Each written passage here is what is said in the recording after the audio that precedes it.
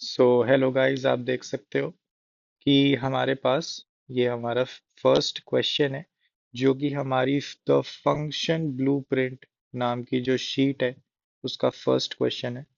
तो ये जो शीट है, इसको अगर आपको एक्सेस करना है तो आप डिस्क्रिप्शन जो है, ठीक है, डिस्क्रिप्शन पे हमारी वेबसाइट का लिंक है, ठीक है, उसमें आप जाकर शीट को एक्सेस कर सकते हो। उसमें और भी काफ़ी सारी शीट्स है, बट पर्टिकुलरली इस शीट के सॉल्यूशंस को मैं आने वाले समय में लेकर आने वाला हूँ। इसमें टोटल 41 क्वेश्चंस है एज ऑफ नाउ, एंड बहुत अच्छे हैं, सीक्वेंस में है, इंक्रीजिंग ऑर्डर में ऑफ डिफिकल्टी। आपको मज़ा आएगा सॉल्व करके। फिलहाल हम बहुत ही ज़्यादा इजी इजी क्वेश्चन से शुरुआत करने वाले हैं, और लास्ट में आते आते हम बहुत ही अच्छे अच्छे चैलेंजिंग क्वेश्चन से एंड करेंगे। एक भी पीवाईक्यू नहीं है मेरे हिसाब से, कुछ एक आधा क्वेश्चन होगा जो बहुत पुराना कभी पीवाईक्यू होगा। बाकी ज्यादातर questions are like conceptual questions. इस शीट के बाद आप जो पीवाईक्यूज है फंक्शंस के, आप उनको ट्राई कर सकते हो। मोस्टली आपको उतना चैलेंज अब फील नहीं होगा, आप एक अच्छे लेवल पे पहुंच जाओगे इस शीट को फॉलो करने के बाद। फिलहाल हम सबसे पहले क्वेश्चन पे, और इसको शुरुआत करते हैं हम डोमेन और रेंज के बहुत ही सिंपल से क्वेश्चन के साथ। ठीक है, तो सबसे पहले हमें क्वेश्चन क्या गिवन है कि find the domain and range of this function. ठीक है, तो यहाँ पे एक फंक्शन एक्सप्लिसिटली मैंने मेंशन नहीं करा कि ये एफ ऑफ एक्स है, बट आप इसको कंसिडर कर सकते हो कि ये एक फंक्शन है और इसकी डोमेन और रेंज हमें निकालनी है। ठीक है, सो डोमेन और रेंज को हमें निकालना तो है, बट ये कॉन्सेप्ट्स होते क्या है।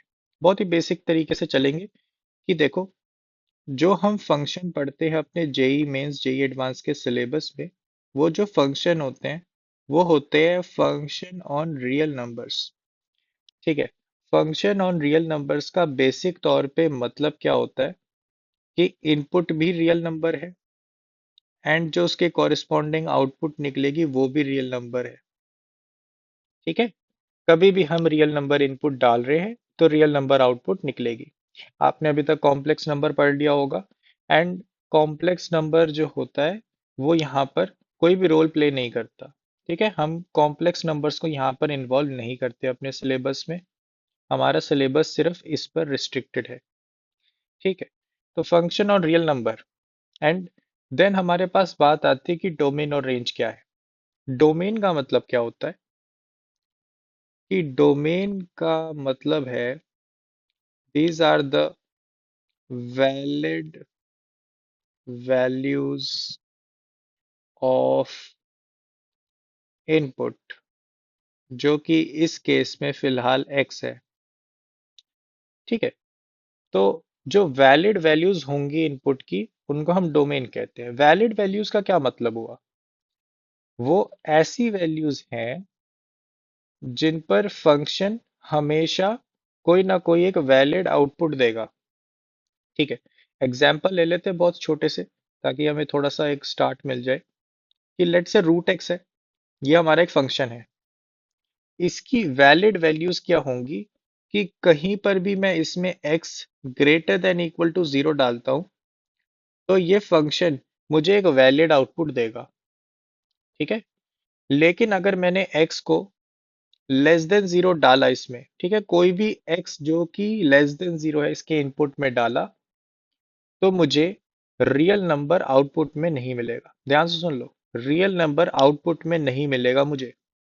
मुझे एक इमेजिनरी नंबर मिलेगा, है ना। कॉम्प्लेक्स नंबर्स में यही तो पढ़ा था हमने। लेट से मैंने इसके अंदर -3 डाल दिया, तो हमारे पास ये 3 √3 आयोटा बन जाएगा, जो कि एक फंक्शन के लिए ठीक नहीं है, क्योंकि हम फंक्शन क्या पढ़ रहे हैं, रियल नंबर्स पे। ठीक है, तो हमें रियल नंबर्स ही आउटपुट चाहिए। क्लियर है, तो वैलिड वैल्यूज में नहीं आया। सिमिलरली एक और एग्जांपल लेते हैं। आपको अभी लग रहा होगा कि हर एक कॉम्प्लेक्स नंबर पे ही बात चलेगी, लेकिन ऐसा नहीं है। 1/x, इसमें मैं कोई भी x जो कि नॉट इक्वल टू 0 है, इसका मतलब x हमारा 0 नहीं है, कोई भी इनपुट डालूंगा तो मुझे एक वैलिड आउटपुट रियल नंबर मिल जाएगा। लेकिन अगर मैंने x को जीरो डाल दिया इसमें, तो मुझे नॉट डिफाइंड, समझ रहे हो, नॉट डिफाइंड हो जाएगा ये बात, कि यहाँ पे अगर आपने x इक्वल टू जीरो डाला तो आपने क्या कर रहे हो, 1/0, and this is not defined, this is not defined in mathematics. ठीक है, तो आपको दो चीजें ध्यान रखनी है कि नॉट डिफाइंड भी, ठीक है, वो एक तो आउटपुट डिफाइंड हो और रियल नंबर्स के अंदर हो। ठीक है, ये कुछ चीजें आपको ध्यान रखनी है। एंड वैसे ही लॉगरिदम एंड बहुत सारे केसेस यहाँ पे बनते जाते हैं डोमेन के, कुछ आने वाले क्वेश्चंस भी हम करेंगे डोमेन के। बट आपको मुद्दे की बात ये समझनी है कि वैलिड वैल्यूज होनी चाहिए एक्स की, ठीक है, जिनको हम फंक्शन में डालें तो हमें एक रियल नंबर आउटपुट मिले। चलो, तो इतना तो हमने समझ लिया कि डोमेन क्या होती है। इस फंक्शन की डोमेन अगर हमें निकालनी है तो किन किन चीजों पे ध्यान रखना पड़ेगा। देखो, डोमेन एक रिस्ट्रिक्शन है, ठीक है, आप कभी ये नहीं कह सकते कि सिंपली आप ढूंढने लग गए एक एक नंबर की, अच्छा इसमें वन डालूंगा तो क्या वैलिड आउटपुट आएगा, टू डालूंगा तो क्या वैलिड आउटपुट आएगा, थ्री डालूंगा तो क्या वैलिड आउटपुट आएगा। ऐसे करके नहीं करते। हम बोलते डोमेन जो है एक रिस्ट्रिक्शन है X equal to real numbers पे। मतलब क्या है इस बात का, कि मैं कोई भी एक्स रियल नंबर इसमें डाल सकता था, बट मैंने फिर कुछ गौर किया कि कुछ ऐसी वैल्यूज है एक्स की जिनको डालने पे ये डिफाइंड नहीं होता, तो उनको हटाएंगे। ठीक है, हम ऑपोजिट सोच रहे हैं। हम ये नहीं बोल रहे कि हर एक एक्स को चेक करेंगे, नहीं, हम बोल रहे हैं कि एक्स ना कुछ रियल नंबर्स है माइनस समथिंग, ठीक है, माइनस समथिंग, मतलब कुछ वैल्यूज है जिन पे ये डिफाइंड नहीं होता, इनको ढूंढेंगे और रियल नंबर्स में से माइनस कर देंगे। समझ रहे हो, ये हमारा एंगल होता है इसमें ढूंढने का। ठीक है, तो हम यहाँ पर क्या कहने वाले हैं, हम सिंपल कहने वाले हैं कि देखो, क्या चीज है इसको जो नॉट डिफाइंड बनाएगी। यहाँ पे हमें दो चीजें दिख रही हैं। एक तो है कि भाई यहाँ पर डिवीजन हो रही है 1+x² से, एंड दूसरी चीज है यहाँ पर ग्रेटेस्ट इंटीजर फंक्शन लगा है। इससे अलावा तो हमें कुछ ऐसा स्पेशल नहीं दिख रहा। तो यहाँ पर बात यह है कि greatest integer function as of कुछ भी रिस्ट्रिक्शन नहीं डालता उसके इनपुट पे। मतलब कि अगर मैं greatest integer function of x को बोलूं, तो इसमें कोई भी इनपुट आप डाल सकते हो, कोई भी इनपुट जहां पे x belongs to real numbers है, वो आप डाल सकते हो। इसमें एज सच कोई रिस्ट्रिक्शन नहीं है, आपको कोई ना कोई रियल नंबर आउटपुट मिल जाएगा। तो इससे हमें यह पता लगा कि ग्रेटेस्ट इंटीजर फंक्शन का यहाँ पर कोई भी रोल नहीं है x को रिस्ट्रिक्ट करने में। ठीक है, तो इसका मतलब कि यहाँ पे हम फुली सेफ है, हमें कोई चिंता वाली बात नहीं है। ठीक है, अब हमें देखना है अंदर वाली चीज को। तो अंदर वाली चीज को जब हम देख रहे हैं तो हमें दिख रहा है कि x डिवाइडेड बाय 1+x²। तो यहाँ पे ये डिनोमिनेटर जीरो नहीं होना चाहिए। यही एक रिस्ट्रिक्शन है जो कि इस फंक्शन को रियल नंबर या फिर नॉट डिफाइंड होने से बचाएगी, है ना। तो देखो, हमने क्या बोला कि 1+x² should not be zero.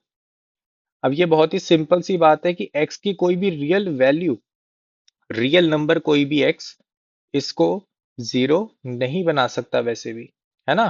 तो ये हर एक x के लिए ट्रू है कि कोई भी x डाल लूं मैं, ये कभी जीरो वैसे भी नहीं आना था। ठीक है, तो इधर से हमें एक चीज पता लग गई कि x की कोई भी रिस्ट्रिक्शन इस क्वेश्चन पे एग्जैक्टली है ही नहीं।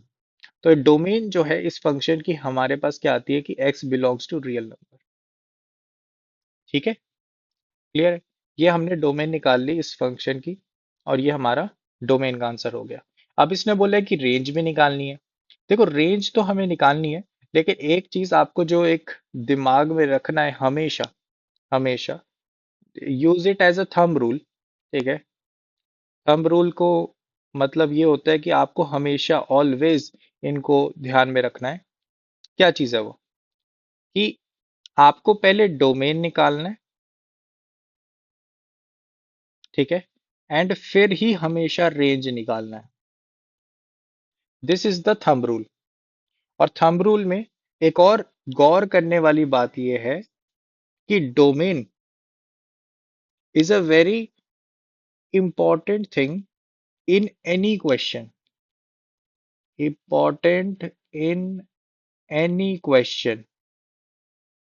मतलब यहाँ पर मेरा मेन कहने का मतलब है कि कोई भी फंक्शन अगर आपको कहीं पे भी इस मैथ्स में दिखता है, जेई मेंस जेई एडवांस में, ठीक है, आपको उस फंक्शन की सबसे पहले डोमेन निकालनी है।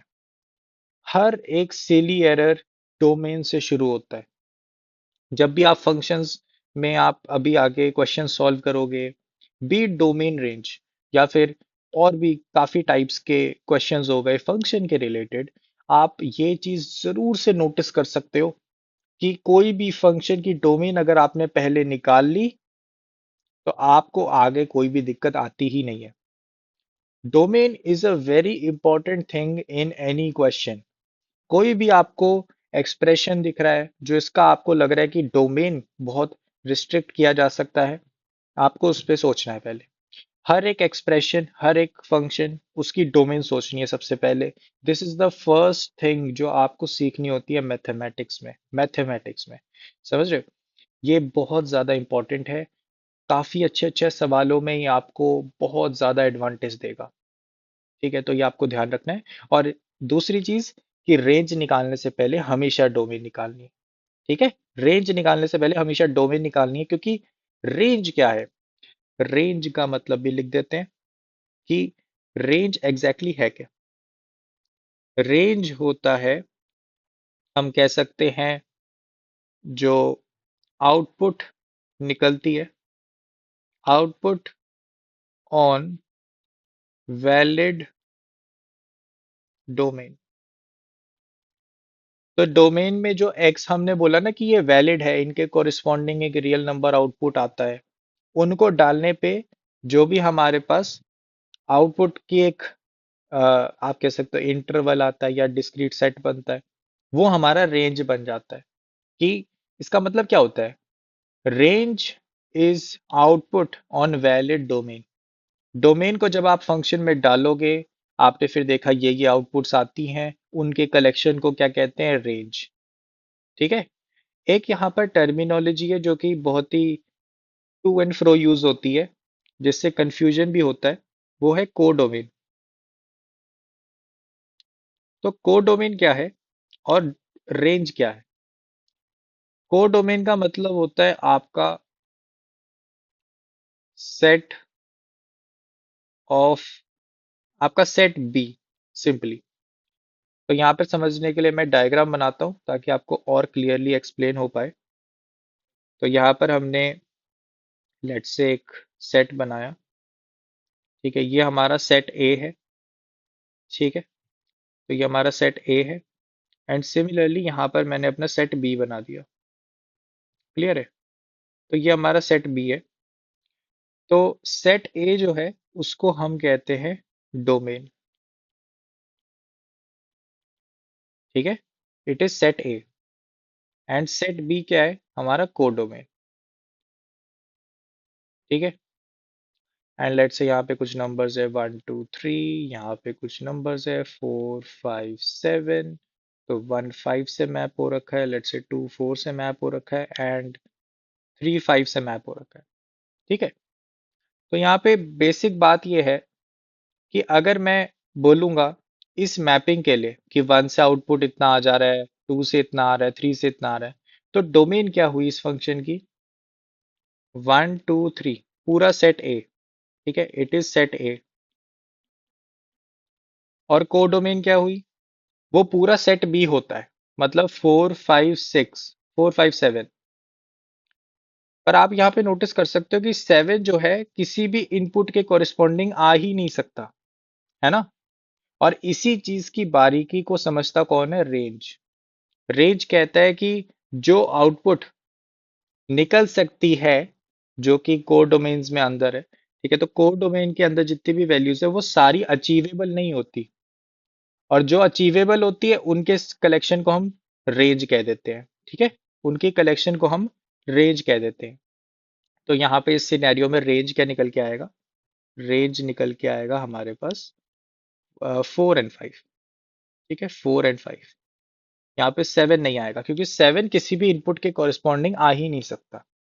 ठीक है, तो ये बेसिक सा कॉन्सेप्ट है कि कोर डोमेन ना एक सेपरेट चीज है। वो कहते हैं कि ये पूरा कलेक्शन है सेट बी, इसमें से कुछ आ रही होंगी, कुछ नहीं आ रही होंगी, लेकिन रेंज क्या है? रेंज कहता है कि देखो, रेंज हूं मैं, और मैं बताता हूं कि कॉरिस्पॉन्डिंग आउटपुट आएगा। ठीक है, तो अचीवेबल जो वैल्यूज है उनको हम रेंज कहते हैं। तो अब इसकी रेंज बतानी है हमें। कोड डोमेन तो आप इसका फिलहाल हमें कुछ सच हमें पता करने की जरूरत नहीं है। अभी क्वेश्चन में मेंशन नहीं है, तो हम सिंपली क्या समझेंगे कि इसकी कोड डोमेन और डोमेन रेंज आर आर है। डोमेन तो हमने निकाल ली, है ना, रियल नंबर से। कोड डोमेन हम कुछ भी मान सकते हैं, अभी कोई फर्क नहीं पड़ता, क्योंकि हमें रेंज निकालनी है। तो रेंज की अगर हम बात करें, तो वो होती है अचीवेबल वैल्यू, कि ये कौन सी आउटपुट देगा। ठीक है, उनकी कलेक्शंस को देखना है। तो अब ऐसा तो नहीं हो सकता कि मैं डोमेन की हर एक वैल्यू को चेक करूं यहाँ पर। समझ रहे हो?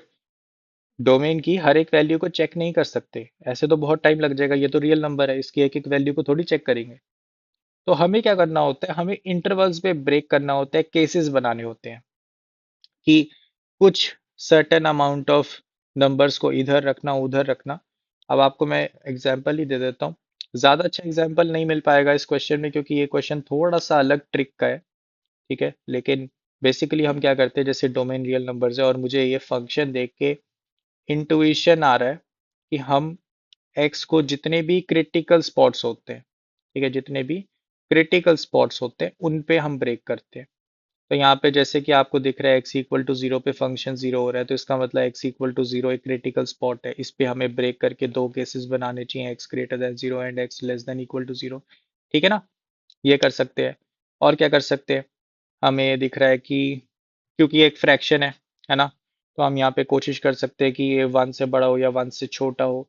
तो यहाँ पे आप डिफरेंट अपने तरीके से केसेस बना सकते हो। हालांकि इस क्वेश्चन में स्पेसिफिकली ज़्यादा केसेस बनाने की ज़रूरत नहीं है। एंड एक हिंट यहाँ पर ये भी मिल रहा है कि एक्स स्क्वायर है एंड एक्स है। तो जब ऐसे पावर्स में होते हैं, तब हम वन और माइनस वन में भी स्प्लिट करते हैं।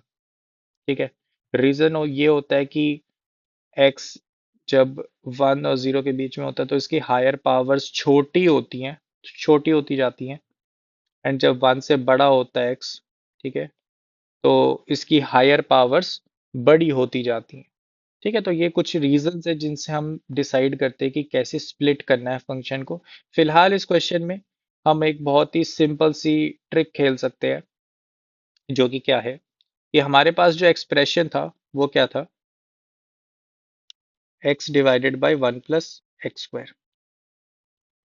ठीक है, अब अगर आपको मैं बताऊं कि x माइनस वन का जो होल स्क्वायर है, अगर आप इसको कंसीडर करते हो, तो आपको पता है कि ये greater than equal to zero है। सही बात है कि नहीं? ठीक है, आप इसको ओपन कर दो। इसको जैसे ही ओपन करोगे, तो आपको मिलेगा X square minus two X plus one greater than equal to zero. ठीक है, सिमिलरली मैं बोलूंगा कि अब ऐसा करो ना, ये जो टू एक्स है माइनस टू एक्स, इसको इधर ले जाओ। तो आपको मिला X square plus one greater than equal to two X. ठीक है, फिर मैंने बोला कि देखो ऐसा करो कि आप इसमें डिवीजन कर दो, x square plus one and x square plus one. अब आप बोलोगे यार डिवीजन करा, आपको कैसे पता है कि ये चीज़ पॉजिटिव है? तो ध्यान से देखो, मैंने डिवीजन पॉजिटिव चीज़ से ही करी है। ठीक है, कि ये वन से हमेशा बड़ी रहेगी, और एक्स स्क्वायर तो पॉजिटिव ही रहता है हमेशा, प्लस में वन है तो ये हमेशा पॉजिटिव है, और पॉजिटिव नंबर से जब डिवाइड करते हैं तो साइन ऑपोजिट नहीं होता, है ना। चलो, तो हमें दिख रहा है कि ये दो फैक्टर्स यहाँ पे सिंपली कैंसिल आउट हो रहे हैं, ये दो फैक्टर्स। तो यहाँ पे वन बन जाएगा। तो यहाँ पे हमारे पास इनइक्वालिटी कैसी आई कि one is greater than equal to two X divided by X square plus one. Two को उस साइड ले जाते हैं, टू से डिवाइड कर दिया, तो ये। तो यहाँ से मैं क्या कंक्लूड कर सकता हूँ कि x divided by one plus x square is always less than one by two. समझे कि नहीं? समझे कि नहीं? ठीक है, क्लियर है। तो यहां से हमने ये कंक्लूड कर दिया कि x रियल नंबर ध्यान से सुन लो। एक्स जब हमारा रियल नंबर है, ठीक है, तो हमेशा ये 1/2 से छोटा है। क्लियर है? ठीक है। अब इसमें ना एक केस मानना पड़ेगा हमें, क्योंकि हम नेगेटिव नंबर्स पे नहीं कह सकते, क्योंकि नेगेटिव नंबर्स तो जीरो से भी छोटे आ जाएंगे। मुझे ये प्रूफ करना पड़ेगा कि ये जीरो से अबव है, तब जाके मैं कंक्लूड कर सकता हूँ कि इसका जो ग्रेटेस्ट इंटीजर फंक्शन होगा, ये वाला, वो जीरो निकल के आएगा। है ना? तो मुझे ये प्रूविंग थोड़ा सा ध्यान से रख के करना पड़ेगा। तो देखो, ये तो मैंने निकाल लिया एक्सप्रेशन। अब मैं ये कह सकता हूँ कि मैंने दो केस सोचे थे। क्या केस सोचे थे? कि x इक्वल टू जीरो एक क्रिटिकल पॉइंट है, तो x ग्रेटर देन जीरो, ठीक है, x इक्वल टू जीरो और x लेस देन जीरो, ये तीन केस मेरे पास बनने हैं।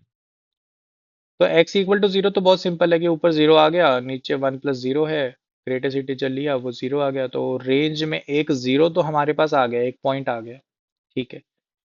लेकिन जो ग्रेटर देन जीरो है, उसमें हम ये वाला खेल खेल सकते हैं कि अगर मैं मान लूं कि इसी पॉइंट पे कि मैंने कैलकुलेशन कर ली, ये चीज हमेशा हर एक एक्स के लिए ट्रू थी। मैंने बोला कि एक्स ग्रेटर देन जीरो वाला जो केस है, इस पे मैं अगर लगा दूं, तो मुझे सिंपल पता लग रहा है कि ये जो वैल्यू है ग्रेटर देन जीरो है, ये वैल्यू भी ग्रेटर ग्रेटर देन जीरो है, पर ये प्लस में वन है, और ये चीज हमेशा पॉजिटिव होगी। है ना? तो ये greater than equal to zero आ गया। इक्वल टू जीरो नहीं आएगा, ग्रेटर देन जीरो आएगा, क्योंकि इक्वल टू वाला केस हमने अलग रखा है। तो इवेंचुअली ये क्या निकल के आया? क्या निकल के आया? ये निकल के आया हमारे पास कि x divided by 1+x² is less than equal to 1/2 and greater than zero when x is greater than zero. ठीक है। और इस सिनेरियो के लिए ग्रेटेस्ट इंटीजर फंक्शन क्या आउटपुट देता है? Greatest integer function of x divided by 1+x² क्या आउटपुट देता है? जीरो। सही बात है कि नहीं? ठीक है ना? चलो, हमने ये कर लिया। Greatest integer function I hope so आपको आता होगा कैसे लेते हैं, कि ये हमारे पास टोटल y था, है ना? तो अगर नंबर लाइन में देखें, तो ये ज़ीरो है, ये 1/2 है, ये वन है, और इसके बीच में हमारी आउटपुट है, तो ये ज़ीरो पे गिर जाएगा। ठीक है। अब सिमिलरली हमें ना x लेस देन ज़ीरो के लिए करना है। x लेस देन ज़ीरो के लिए ना हमें बेसिकली बहुत एक छोटी सी ही चीज़ ट्विस्ट करनी है। तो हमारे पास x डिवाइडेड बाय 1+x² जो है, ये कैसा जाएगा? ठीक है। ये चीज़ ध्यान से समझने वाली है कि अब हम इसको रिस्ट्रिक्ट नहीं कर सकते। मुझे पता है कि ये जो चीज़ है, ये हमेशा 1/2 से छोटी है। अब क्योंकि x को मैंने लेस देन जीरो कह दिया है, तो ऑब्वियसली ये भी लेस देन जीरो ही कुछ है। ठीक है, क्योंकि न्यूमरेटर नेगेटिव है ना? न्यूमरेटर नेगेटिव है, डिनोमिनेटर पॉजिटिव है, तो overall value less than zero ही होने वाली है।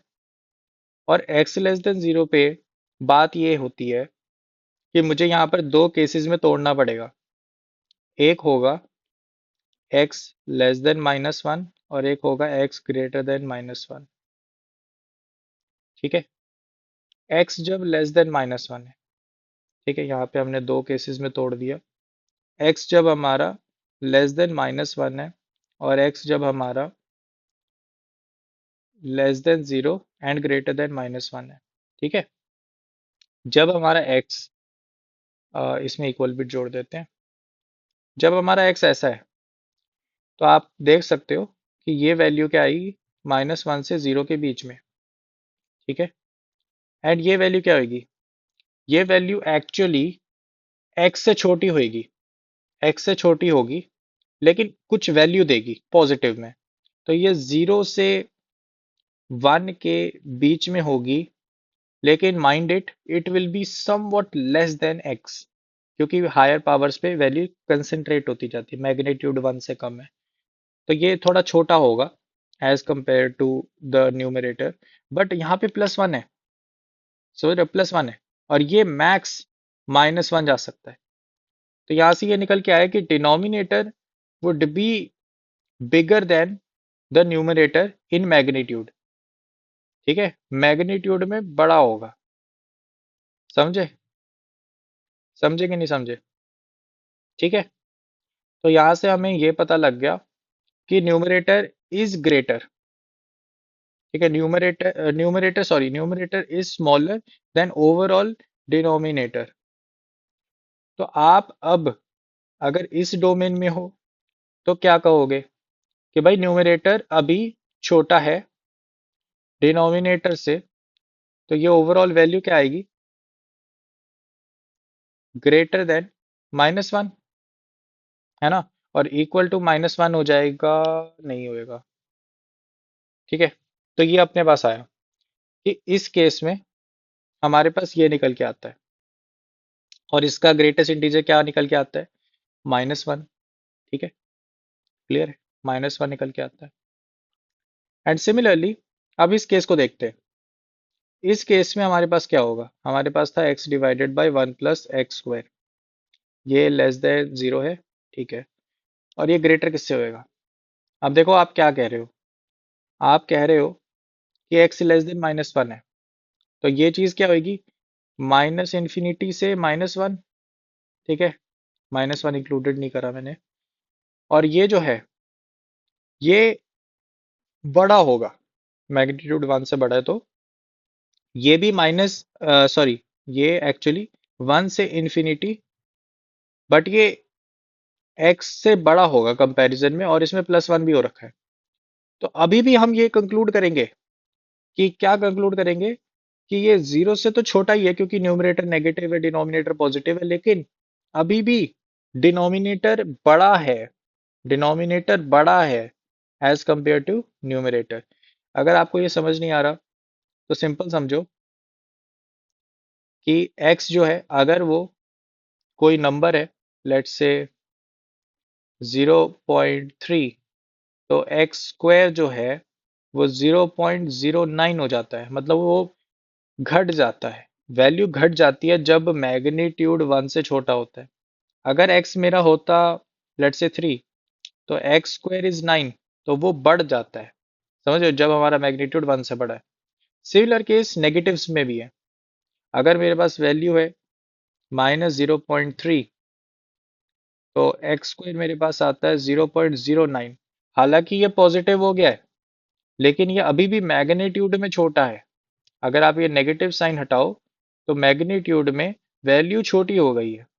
सिमिलर मैं यही यही चीज यहाँ पर बताना चाहता हूँ कि अगर मेरे पास x लेट्स से -2 है, तो x² हमारे पास 4 हो गया, इसका मतलब मैग्नीट्यूड में x² बड़ा हो जा रहा है।